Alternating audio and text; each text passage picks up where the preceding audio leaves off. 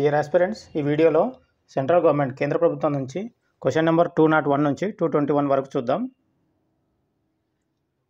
Number 1, ఓటర్ల సంఖ్య ఆధారంగా 5 అతిపెద్ద లోక్సభ నియోజకవర్గాలు వరుసగా.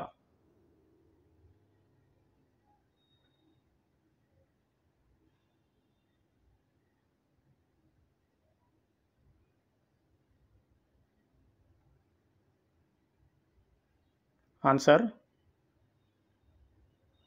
ఫస్ట్ది మన తెలంగాణ, డి, తర్వాత సి ఉత్తరప్రదేశ్ గాజియాబాద్, తర్వాత బి కర్ణాటక, నెక్స్ట్ ఏ ఉత్తరప్రదేశ్ ఉన్నావో, last NCTE Delhi, north west Delhi.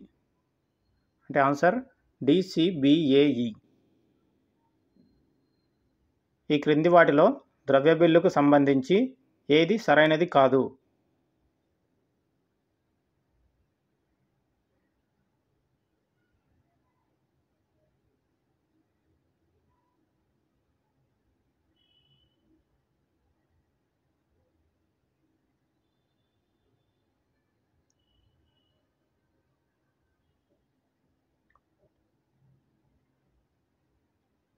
ఇక్కడ ఆన్సర్ ఫస్ట్ ఆప్షన్.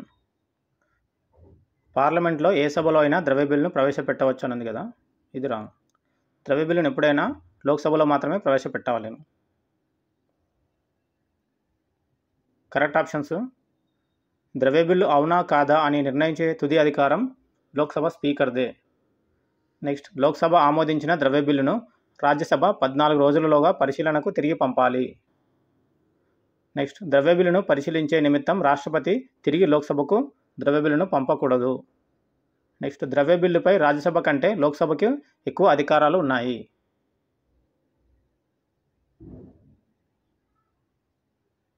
పార్లమెంటులో ప్రతిపక్ష నాయకుడు గురించిన స్టేట్మెంట్లలో సరి అయినవి ఏవి?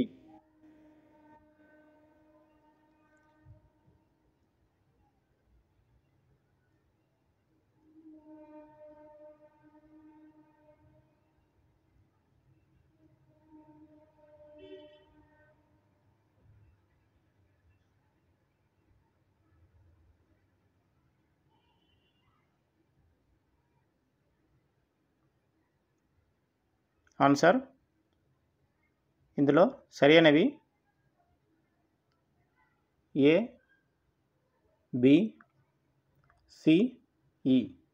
ఈ డి సరైనది కాదు. ఎందుకంటే 5వ లోక్సభ నుంచి కాదు, 6వ లోక్సభ నుంచి మొట్టమొదట ప్రతిపక్ష నాయకుడు గుర్తింపు వచ్చింది. ఇందులో సరైన ఆప్షన్స్: ఏ, సభలో మొత్తం సభ్యుల సంఖ్యలో 10వ వంతుకు తగ్గని సీట్లు ఉన్న పార్టీ నేతకి ప్రతిపక్ష నాయకుడిగా గుర్తింపు వచ్చును. నెక్స్ట్, 1952 నుంచి 1977 వరకు లోక్సభలో చట్టబద్ధంగా గుర్తింపు పొందిన ప్రతిపక్ష నాయకుడు లేడు. సి, లోక్సభలో చట్టబద్ధంగా మొదటి గుర్తింపు పొందిన ప్రతిపక్ష నాయకుడు వైబీ చౌహాన్. నెక్స్ట్, ఈ లోక్సభ లేదా రాజ్యసభలో ప్రతిపక్ష నాయకుడు అనే హోదాను మొట్టమొదటిసారిగా పార్లమెంటులో ప్రతిపక్ష నాయకుల జీతభత్యాల చట్టం 1977 ద్వారా చట్టబద్ధంగా గుర్తింపు లభించడం జరిగింది.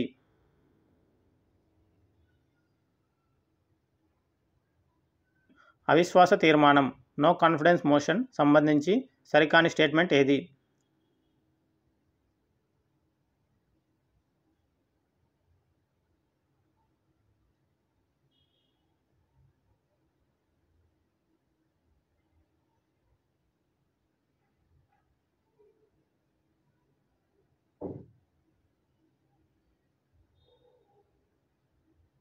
ఆన్సర్ ఇందులో సరికాని స్టేట్మెంట్స్ ఏ మరియు బి. ఎందుకంటే ఈ తీర్మానాన్ని లోక్సభ లేదా రాజ్యసభలో అంటున్నారు కదా, రాజ్యసభలో ప్రవేశపెట్టడానికి ఛాన్స్ లేదు, ఓన్లీ లోక్సభలో మాత్రమే ప్రవేశపెట్టాలి. ఇక్కడ ఆప్షన్ బిలో కూడా లోక్సభ లేదా రాజ్యసభ, ఇక్కడ స్పీకర్కు చైర్మన్ కానీ ఉంది కదా, ఇక్కడ ఓన్లీ లోక్సభ స్పీకర్కి మాత్రమే ఇవ్వాలి, రాజ్యసభ చైర్మన్కి ఇవ్వడానికి వీలేదు. ఈ 2 ఆప్షన్స్ తప్పు. అంటే ఏ, బి రాంగ్ ఉన్నాయి. సి మరియు డి సరైనవే. తీర్మాన నోటీసుపై కనీసం 50 మంది సభ్యుల మద్దతు సంతకాలు తప్పనిసరిగా ఉండాలి. నెక్స్ట్, డి, తీర్మానానికి అనుకూలంగా లోక్సభలో సాధారణ మెజారిటీ లభిస్తే ప్రభుత్వాలు రాజీనామా చేయాలి. సి, డి సరైనవే. ఒక స్థానికేతర అభ్యర్థి స్థానిక అభ్యర్థిపై ఎన్నికలలో పోటీ చేసి గెలుపొందితే దానిని ఏమంటారు?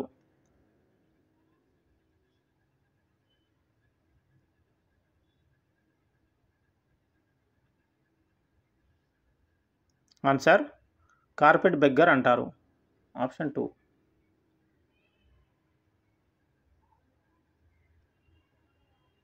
చూద్దాం ఒకసారి. ఫిలిబస్టరింగ్ అంటే సభా సమావేశాల ముగింపు దశలో ఏదైనా ఒక బిల్లును ఆమోదించకుండా ఉండాలనే ఉద్దేశంతో దీర్ఘకాల ఉపన్యాసం చేయడాన్ని ఫిలిబస్టరింగ్ అంటారు. Next, naming the member. సభా మర్యాదలను ఉల్లంఘించి సభ నియమాలకు విరుద్ధంగా వ్యవహరించే సభ్యుడిపై చర్య తీసుకోవడానికంటే ముందు సభాపతి సదరు అభ్యర్థి లేదా సభ్యుని యొక్క పేరును చెప్పడాన్నే నేమింగ్ ద మెంబర్ అంటారు. ఎక్స్ఫంక్షన్. సభ నియమ నిబంధనలను ఉల్లంఘించి సభ మర్యాదలకు భంగం కలిగిస్తూ ఇతర సభ్యులను కించపరుస్తూ ఏ సభ్యుడైనా సభలో మాట్లాడినప్పుడు అతడి వ్యాఖ్యలను సభ రికార్డుల నుంచి తొలగించడాన్నే ఎక్స్ఫంక్షన్ అంటారు. Next, persona non grata. దౌత్య సంబంధాలలో ఒక దేశం మరొక దేశ దౌత్యవేత్తను తిరస్కరించడం లేదా ఆ దౌత్యవేత్త యొక్క ఉనికిని గుర్తించకపోవడాన్నే పర్సోనా నాన్ గ్రాటా అంటారు. క్వశ్చన్, విశ్వాస తీర్మానం కాన్ఫిడెన్స్ మోషన్ గురించి సరైన అంశాలు ఏవి?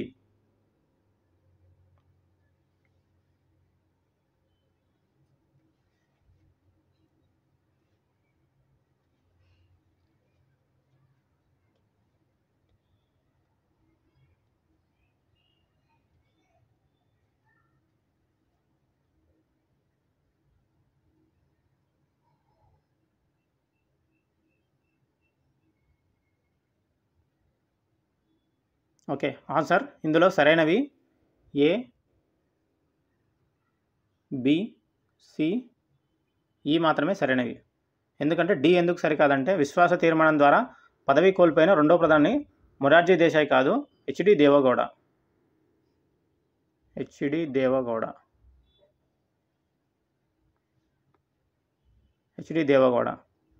మిగతా సరైన ఆప్షన్స్ చూద్దాం ఒకసారి.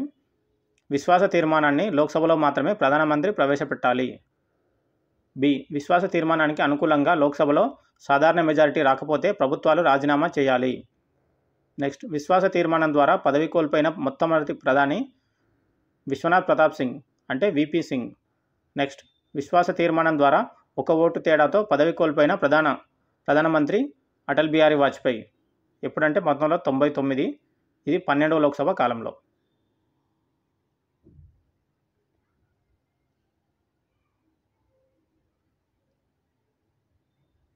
ఆప్షన్ కరెక్ట్ అవుతుంది, ఏబిసిఈ. ఇంకా కొన్ని లింక్డ్ బిట్స్ చూద్దాం. చరణ్ సింగ్ విశ్వాస తీర్మానాన్ని ఎదుర్కోకుండానే ప్రధానమంత్రికి పదవికి రాజీనామా చేశాడు.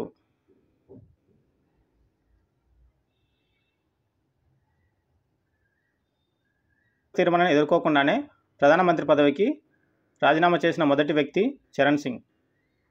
నెక్స్ట్, ఒక విశ్వాస తీర్మానానికి మరొక అవిశ్వాస తీర్మానానికి మధ్య విరామం సాధారణంగా 6 నెలలు ఉండాలి. అవిశ్వాస తీర్మానం ఫలితంగా అధికారం కోల్పోయిన ప్రభుత్వం నూతన ప్రభుత్వం ఏర్పడే వరకు ఆపద్ధర్మ ప్రభుత్వంగా కొనసాగుతుంది, అంటే తాత్కాలిక ప్రభుత్వంగా కొనసాగుతుంది. నెక్స్ట్, తీర్మానాన్ని దిగువ సభ అంటే లోక్సభలోనే రాష్ట్రాలలో కూడా దిగువ సభ అనగా విధానసభలోనే ప్రవేశపెట్టాలి. అంటే మండలి అంటే శాసన మండలిలో ప్రవేశపెట్టకూడదు, ఓన్లీ అసెంబ్లీలో మాత్రమే ప్రవేశపెట్టాలి. ఎందుకంటే మంత్రిమండలి సమిష్టిగా లోక్సభకు బాధ్యత వహిస్తుంది కాబట్టి. నెక్స్ట్, ఈ తీర్మానం గురించి రాజ్యాంగంలో ఎక్కడా పేర్కొనబడలేదు, కానీ లోక్సభ యొక్క రూల్స్ బుక్లో మాత్రం దీని ప్రస్తావన కలదు. లోక్సభ యొక్క పదవీ కాలాన్ని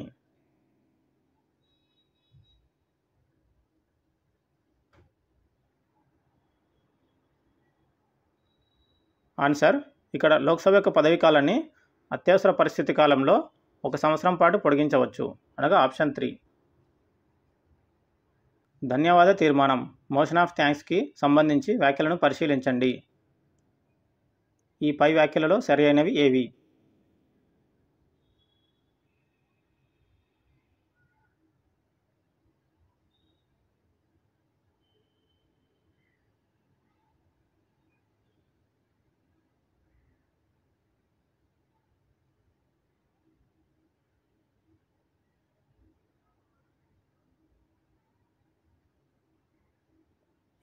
క్వశ్చన్కి ఆన్సర్ ఇక్కడ పైవన్నీ సరైనవే. అంటే నూతన ఆర్థిక సంవత్సరం ప్రారంభమయ్యే రోజున ఉభయ సభలను ఉద్దేశించి రాష్ట్రపతి ప్రసంగిస్తాడు. రాష్ట్రపతి చేసే ప్రసంగాన్ని కేంద్ర కేబినెట్ రూపొందిస్తుంది. నెక్స్ట్, ఈ ప్రసంగంపై విడివిడిగా ఉభయ సభలలో ఓటింగ్ నిర్వహించబడుతుంది. నెక్స్ట్, లోక్సభలో నిర్వహించే ఓటింగ్లో అనుకూలంగా సాధారణ మెజారిటీ రాకపోతే ప్రభుత్వాలు రాజీనామా చేయాలి. పైవన్నీ సరైనవే. పద్దుల నుండి 100 రూపాయలను తగ్గించమని చేసే తీర్మానమును ఏమంటారు?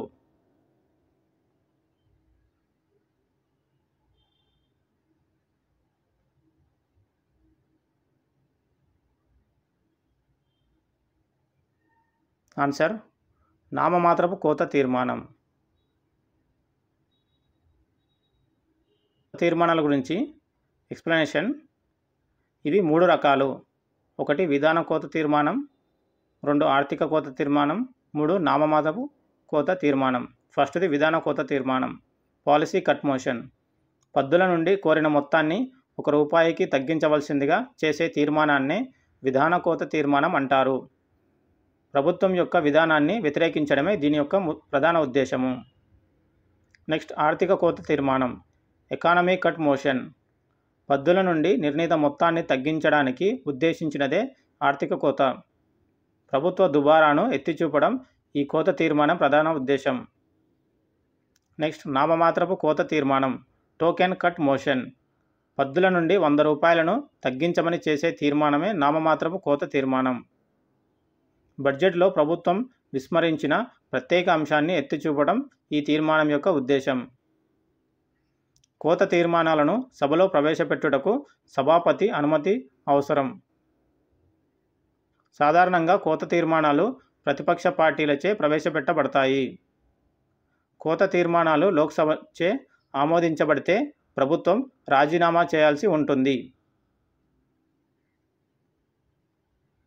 నెక్స్ట్ క్వశ్చన్, పబ్లిక్ బిల్లులు మరియు ప్రైవేట్ బిల్లుల యొక్క పోలికలతో కూడిన వ్యాఖ్య అంటే కంపారిటివ్ స్టేట్మెంట్లలో సరి అయినవి ఏవి?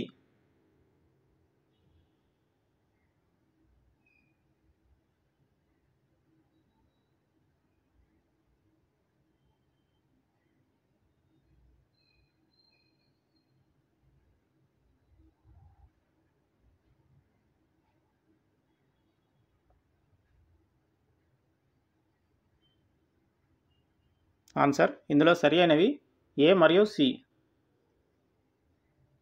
అంటే పబ్లిక్ బిల్లులు మంత్రులు ప్రవేశపెట్టే బిల్లులు, ప్రైవేట్ బిల్లులు మంత్రులు కాని ఇతర సభ్యులు ప్రవేశపెట్టే బిల్లులు. నెక్స్ట్ సరైంది, పబ్లిక్ బిల్లులకు లోక్సభలో సాధారణ మెజారిటీ రాకపోతే ప్రభుత్వాలు రాజీనామా చేయాలి. ప్రైవేట్ బిల్లులకు లోక్సభలో సాధారణ మెజారిటీ వస్తే ప్రభుత్వాలు రాజీనామా చేయాలి. ఏ మరియు సి మాత్రమే సరైనవి. సమిష్టి బాధ్యత సూత్రంతో ముడిపడి ఉన్న బిల్లులనే పబ్లిక్ బిల్లులు అంటారు. నెక్స్ట్, ప్రైవేట్ బిల్లులను ప్రతిపాదించే సభ్యుడు ఏ సభలో సభ్యుడు అయితే ఆ సభలోనే ప్రతిపాదించాలి. కానీ ప్రభుత్వ బిల్లును మంత్రి ఏ సభలోనైనా ప్రతిపాదించవచ్చు. ఈ క్రింది ఏ సందర్భాలలో రాష్ట్రపతి సాధారణ బిల్లుల విషయంలో ఉభయ సభల సంయుక్త సమావేశం ఏర్పాటు చేస్తారు?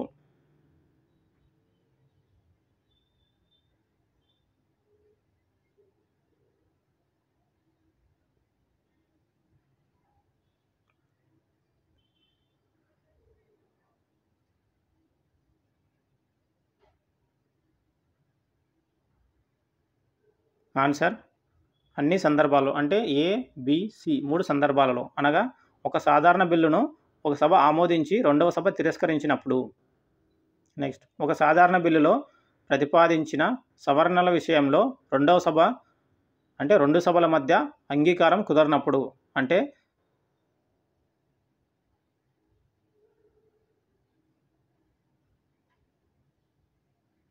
సాధారణ బిల్లులో ప్రతిపాదించిన, ఇక్కడ బిలో ప్రతిపాదించిన అనేది ప్రతిపాదించిన, ఇది కరెక్షన్. ఇది ఒక సాధారణ బిల్లులో ప్రతిపాదించిన సవరణల విషయంలో 2 సభల మధ్య అంగీకారం కుదరనప్పుడు. నెక్స్ట్ సి, ఒక సభలో ఆమోదించబడిన సాధారణ బిల్లు రెండవ సభలో 6 నెలలకు పైగా ఆమోదింపబడకుండా అలాగే ఉండిపోయిన సందర్భాలలో. ఈ 3 సందర్భాలలో సంయుక్త సమావేశం రాష్ట్రపతి ఏర్పాటు చేస్తాడు. పార్లమెంట్ ఏదైనా ఒక అంశంపై చర్చ జరుగుతున్న సమయంలో చర్చను అర్ధంతరంగా నిలిపివేసి బిల్లుపై సభ్యుల అభిప్రాయం కోరుతూ ఓటింగ్ కోసం పెట్టే తీర్మానాన్ని ఏమని అంటారు?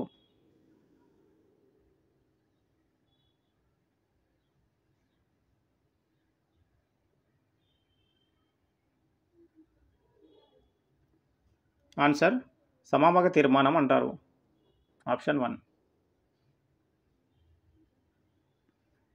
సంబంధించిన linked bit guillotine voting. Guillotine voting అంటే పార్లమెంట్ సమావేశాల గడువు ముగియడానికి సమయం సమీపిస్తుండగా అది ఆమోదించవలసిన బిల్లుల సంఖ్య అధికంగా ఉన్నప్పుడు అన్ని బిల్లులను సమగ్రంగా చర్చించి ఆమోదించడం సాధ్యం కాదు. అటువంటి పరిస్థితులలో బిల్లులను గిలెటిన్ చేసి అన్ని బిల్లులను మూకుమ్మడిగా ఆమోదిస్తారు. దీనినే సమాపన ఓటింగ్ లేదా గిలెటిన్ ఓటింగ్ అని అంటారు.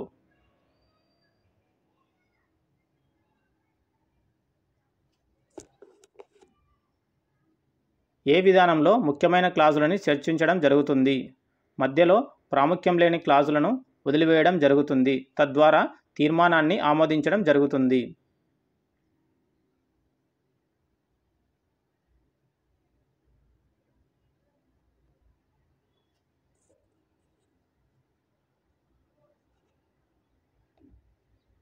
ఆన్సర్ కంగారు ముగింపు, కంగారు క్లోజర్. ఎక్స్ప్లెనేషన్. ముగింపు తీర్మానం, క్లోజర్ మోషన్. సభలో జరుగుతున్న చర్చని ఇక ముగించాలని ఒక సభ్యుడు ప్రవేశపెట్టిన తీర్మానాన్ని ముగింపు తీర్మానం అని అంటారు. ఈ తీర్మానాన్ని సభ ఆమోదిస్తే చర్చ అంతటితో ఆగిపోతుంది. ఈ విషయాన్ని ఓటింగ్లో పెడతారు. సాధారణంగా ముగింపు తీర్మానం 4 రకాలు. అంటే మొదటి రకం ఆల్రెడీ కంగారు తీర్మానం, కంగారు ముగింపు అనేది మనం క్వశ్చన్లో ఆల్రెడీ ఎక్స్ప్లెయిన్ చేసినా కాబట్టి కింద ఈ 3 ఇచ్చాను. సాధారణ ముగింపు, విభాగపరమైన ముగింపు, గిలెటిన్ ముగింపు. ఫస్ట్ సాధారణ ముగింపు. విషయాన్ని పూర్తిగా చర్చించడం జరుగుతుంది కనుక ఓటింగ్లో పెట్టడం జరుగుతుంది అని ఎవరైనా ఒక సభ్యుడు తీర్మానాన్ని ప్రతిపాదిస్తాడు. నెక్స్ట్ విభాగపరమైన ముగింపు. చర్చ మొదలయ్యే ముందు బిల్లుని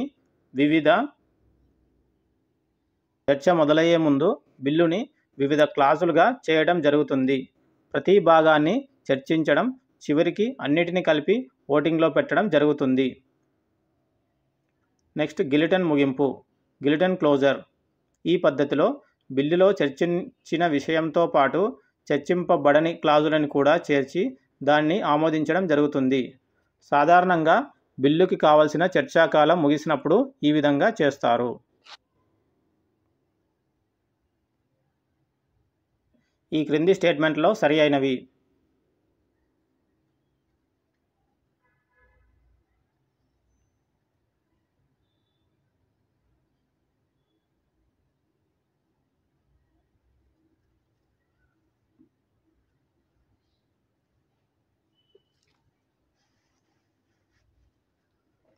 వీటిలో సరైనవి ఆప్షన్ 1 మాత్రం సరికాదు. ఎందుకంటే ఆర్టికల్ 118 కాదు ఆర్థిక బిల్లు గురించి చెప్పేది, ఆర్టికల్ 117 117.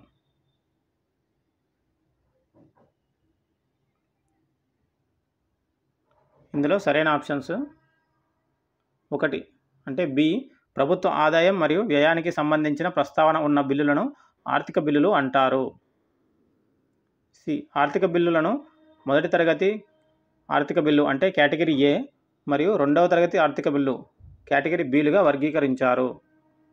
నెక్స్ట్ ద్రవ్య బిల్లులను మనీ బిల్స్ కేటగిరీ ఏ ఆర్థిక బిల్లులను కేవలం రాష్ట్రపతి సిఫార్సుతో మాత్రమే లోక్సభలో ప్రవేశపెట్టాలి. నెక్స్ట్ కేటగిరీ బి ఆర్థిక బిల్లులను మరియు సాధారణ బిల్లులను రాష్ట్రపతి ముందస్తు సిఫార్సు ఏదీ లేకుండానే పార్లమెంటు ఉభయ సభలలో దేనిలోనైనా ప్రవేశపెట్టవచ్చు.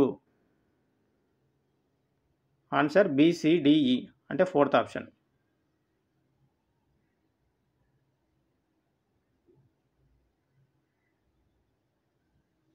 ఇక్కడ ఆర్థిక బిల్లుల గురించి ఎక్స్ప్లెనేషన్. మొదటి ఆర్థిక బిల్లు ఆర్టికల్ 117(1). ఈ బిల్లులో కేంద్ర ప్రభుత్వం రుణాలను సేకరించే చట్ట నియమాలు ఉంటాయి. ఈ బిల్లును కూడా రాష్ట్రపతి అనుమతితో లోక్సభలోనే ప్రవేశపెట్టాలి.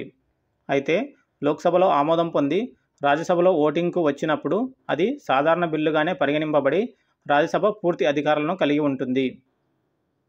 ఈ మొదటి ఆర్థిక బిల్లును రాజ్యసభ తిరస్కరించవచ్చు, సవరణలు చేయవచ్చు. మొదటి ఆర్థిక బిల్లు విషయంలో ఉభయ సభల మధ్య అంగీకారం కుదరక ప్రతిష్టంభన ఏర్పడితే రాష్ట్రపతి ఉభయ సభల సంయుక్త సమావేశం ఏర్పాటు చేయవచ్చు. నెక్స్ట్ రెండవ ఆర్థిక బిల్లు. దీని గురించి తెలిపేది ఆర్టికల్ 117(3). ఈ రకమైన ఆర్థిక బిల్లులో కేంద్ర సంఘటిత నిధి నుంచి ఖర్చు చేసే అవకాశాలు ఉంటాయి. ఆర్టికల్ 110లో పేర్కొన్న అంశాలుండవు కనుక దీనిని సాధారణ బిల్లుగానే పరిగణించవచ్చు. దీనిని ఉభయ సభలలో ఏ సభలోనైనా ప్రవేశపెట్టవచ్చు. రాజ్యసభ ఈ తరహా ఆర్థిక బిల్లును ఆమోదించవచ్చు లేదా తిరస్కరించవచ్చు కనుక ఉభయ సభల మధ్య ప్రతిష్టంభన ఏర్పడే అవకాశం ఉంది. ప్రతిష్టంభన ఏర్పడితే ఉభయ సభల సంయుక్త సమావేశం ఏర్పాటు చేయవచ్చు. అత్యధిక కాలం కొనసాగినది ఎన్నవ లోక్సభ?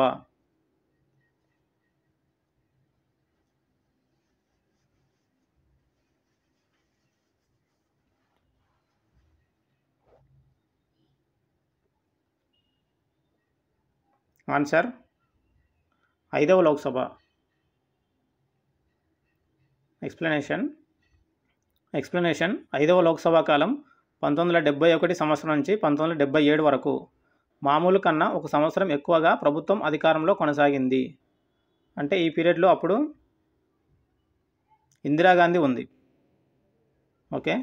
నెక్స్ట్ 42వ రాజ్యాంగ సవరణ ద్వారా లోక్సభ, రాష్ట్రసభల పదవీ కాలం 6 సంవత్సరాలకు పెంచబడింది.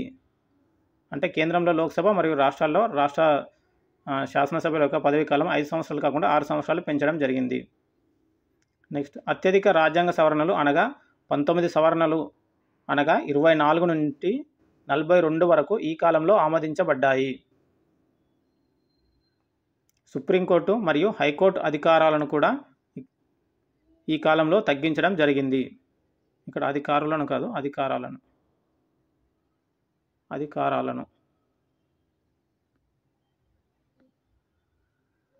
అంటే అది సుప్రీంకోర్టు మరియు హైకోర్టు యొక్క పవర్స్ను తగ్గించడం జరిగింది.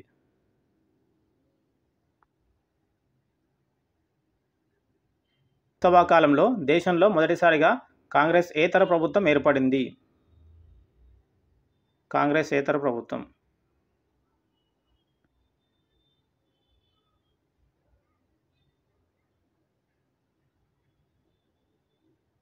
అంటే కాంగ్రెస్ కాకుండా మిగతా పార్టీ.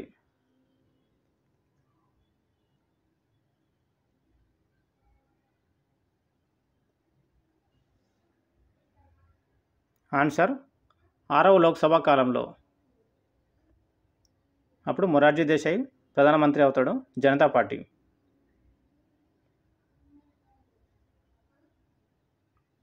ఈ ఆన్సర్కి ఎక్స్ప్లెనేషన్ 6వ లోక్సభ ఎన్నికలు 1977లో నిర్వహింపబడ్డాయి.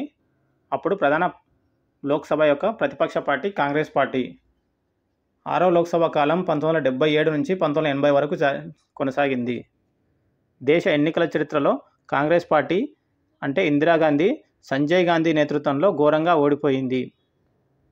కేంద్రంలో తొలి కాంగ్రెసేతర ప్రభుత్వం ఏర్పడింది. ఈ ఎన్నికల్లో మెజార్టీ సాధించిన జనతా పార్టీ నాయకుడు మొరార్జీ దేశాయ్. క్రింది వాటిలో బిల్లులు వీగిపోయే అంటే రద్దు అయ్యే మరియు వీగిపోని అంటే రద్దు కాని సందర్భాల గురించి సరియైన స్టేట్మెంట్లు ఏవి?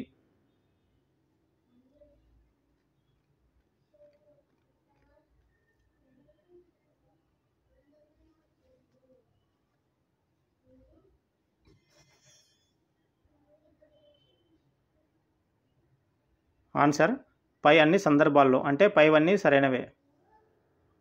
ఫస్ట్ ఏ, బిల్లును లోక్సభలో ప్రవేశపెట్టి చర్చిస్తున్నప్పుడు లోక్సభ రద్దు అయితే బిల్లు కూడా రద్దు అవుతుంది. నెక్స్ట్ బిల్లును లోక్సభ ఆమోదించి రాజ్యసభకు పంపినప్పుడు ఆ బిల్లు రాజ్యసభ పరిశీలనలో ఉండగా లోక్సభ రద్దయితే కూడా ఆ బిల్లు రద్దవుతుంది. నెక్స్ట్ సి, బిల్లులను రాజ్యసభ ఆమోదించి లోక్సభ పరిశీలనలో ఉండగా లోక్సభ రద్దయితే బిల్లు కూడా రద్దు అవుతుంది. నెక్స్ట్, బిల్లును ఉభయ సభలు ఆమోదించి రాష్ట్రపతి పరిశీలనలో ఉండగా లోక్సభ రద్దయినా కూడా ఆ బిల్లు రద్దు కాదు.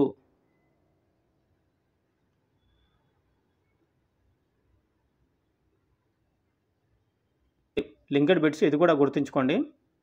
బిల్లు విషయంలో ఉభయ సభల మధ్య భిన్నాభిప్రాయాలు వ్యక్తమైనప్పుడు రాష్ట్రపతి సంయుక్త సమావేశానికి పిలుపు ఇచ్చినప్పుడు లోక్సభ రద్దయితే ఆ బిల్లు రద్దు కాదు. నెక్స్ట్, బిల్లును రాజ్యసభలో ప్రవేశపెట్టి దాని పరిశీలనలో ఉండగా లోక్సభ రద్దయినా కూడా ఆ బిల్లు రద్దు కాదు.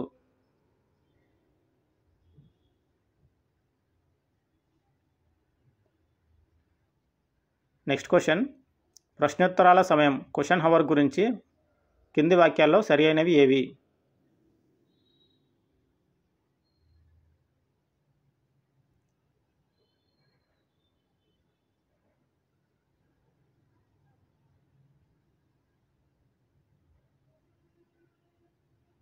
ఆన్సర్, ఇందులో సరైనవి ఏ, బి, సి మాత్రమే. ఇక్కడ 30 రోజుల ముందు కాదు నోటీసు, 10 రోజుల ముందు నోటీస్ ఇవ్వాలి, 10 days. ఇందులో సరైన ఆప్షన్స్: పార్లమెంటు ప్రారంభమైన మొదటి గంటను ప్రశ్నలు అడగడానికి కేటాయిస్తారు. ఇది సాధారణంగా ఉదయం 11 గంటల నుంచి మధ్యాహ్నం 12 గంటల వరకు ఉంటుంది. నెక్స్ట్ సి, ప్రశ్నోత్తరాల సమయంలో నక్షత్రం గుర్తుగల ప్రశ్నలు, నక్షత్రం గుర్తులేని ప్రశ్నలు, స్వల్పకాల వ్యవధి ప్రశ్నలు అడగవచ్చు. అంటే ఈ ప్రశ్నలు 3 రకాలు ఉంటాయి. అందులో నక్షత్రం అంటే స్టార్ లేని ప్రశ్నలు, ఇంకోటి స్వల్పకాల వ్యవధి అంటే షార్ట్ టైం క్వశ్చన్స్ అని 3 రకాలు ఉంటాయి. ఈ 3 రకాల ప్రశ్నలను అడగవచ్చు ఈ క్వశ్చన్ అవర్లో. ఏ, బి, సి 3 సరైనవే.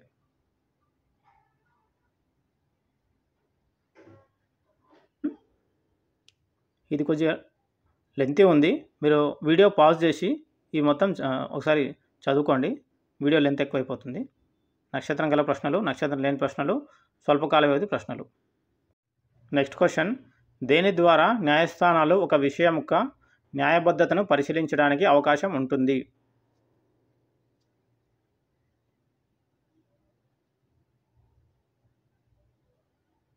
Answer, locus స్టాండీ, option 2. ఈ ఆన్సర్కి ఎక్స్ప్లెనేషన్: కలరబుల్ లెజిస్లేషన్. ప్రభుత్వం రూపొందించిన ఏదైనా చట్టాన్ని న్యాయస్థానాలు రాజ్యాంగ విరుద్ధమని, అవి చెల్లవని ప్రకటించి తీర్పునిచ్చిన తర్వాత అదే అంశాన్ని ఏవో కొన్ని మార్పులు చేర్పులు చేసి వేరొక రూపంలో తీసుకువచ్చినప్పటికీ అవి చెల్లవు అని పేర్కొనడాన్ని డాక్ట్రిన్ ఆఫ్ కలరబుల్ లెజిస్లేషన్ అంటారు. Next, unattached. పార్లమెంటు లేదా శాసనసభలలో రాజకీయ పార్టీలు ఏదైనా అంటే ఏ సభ్యుడినైనా తమ పార్టీ నుండి బహిష్కరించినప్పుడు ఆ సభ్యులను సభాధిపతులు అన్అటాచ్ సభ్యులుగా ప్రకటించి వారికి స్థానాలు కేటాయిస్తారు. Next, locus స్టాండీ. ఇది ఆల్రెడీ క్వశ్చన్లో వచ్చింది. జోక్యం చేసుకునే హక్కు. దీని ద్వారా న్యాయస్థానాలు ఒక విషయం యొక్క న్యాయబద్ధతను పరిశీలించడానికి అవకాశం ఉంటుంది. నెక్స్ట్, రిసెస్. పార్లమెంట్ లేదా శాసనసభ సమావేశాలు ముగిసిన తర్వాత రాష్ట్రపతి మరియు గవర్నర్లు సభలను దీర్ఘకాలిక వాయిదా వేస్తారు. సభలను వాయిదా వేసినప్పటి నుండి తిరిగి సమావేశం అయ్యే వరకు మధ్య గల కాలం అనగా సభలు సమావేశంలో లేని కాలాన్ని రిసెస్ అని పేర్కొంటారు. Next, yielding the floor. సభలో సభ్యునికి కేటాయించిన సమయాన్ని మించి సభ్యుడు ఉపన్యసించేటప్పుడు అతనికి ఇచ్చిన అవకాశాన్ని మరొక సభ్యునికి బదిలీ చేస్తూ సభాధిపతి తీసుకునే నిర్ణయాన్ని ఈల్డింగ్ ద ఫ్లోర్ అని అంటారు. Next, made in speech. Parliament కానీ శాసనసభకు కానీ మొదటిసారి ఎన్నికైన సభ్యుడు మొదటిసారి లోక్సభలో లేదా ఆ సభలో అంటే ఏదైనా ఏ సభ ఉంటే ఆ సభలో చేసే మొదటి ఉపన్యాసాన్ని మేడ్ ఇన్ స్పీచ్గా పేర్కొంటారు. నెక్స్ట్ క్వశ్చన్, ప్రజాపద్దుల సంఘంకు సంబంధించి ఈ క్రింది వాక్యాలలో సరైనది?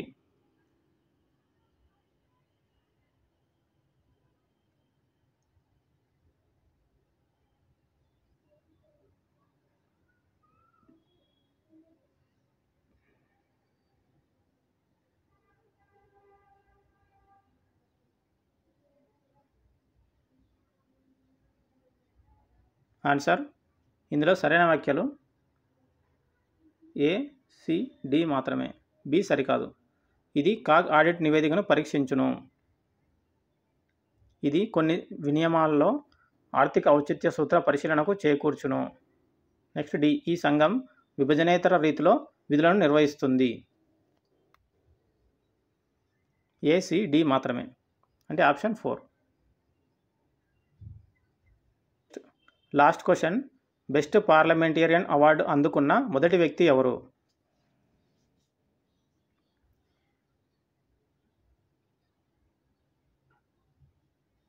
Answer option 1 Indrajit Gupta.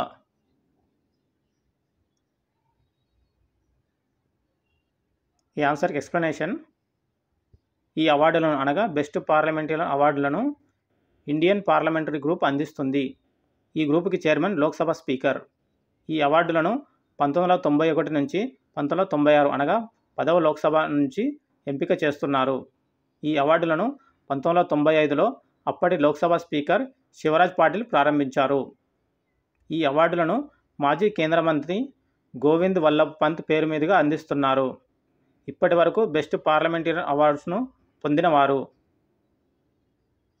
అందులో ఈ అవార్డును తీసుకున్న మొదటి ప్రధాని అటల్ బిహారీ వాజ్పేయి. ఈ అవార్డు అందుకున్న మొదటి మహిళ సుష్మా స్వరాజ్. ఈ అవార్డు అందుకున్న మొదటి లోక్సభ స్పీకర్ సోమనాథ్ చటర్జీ.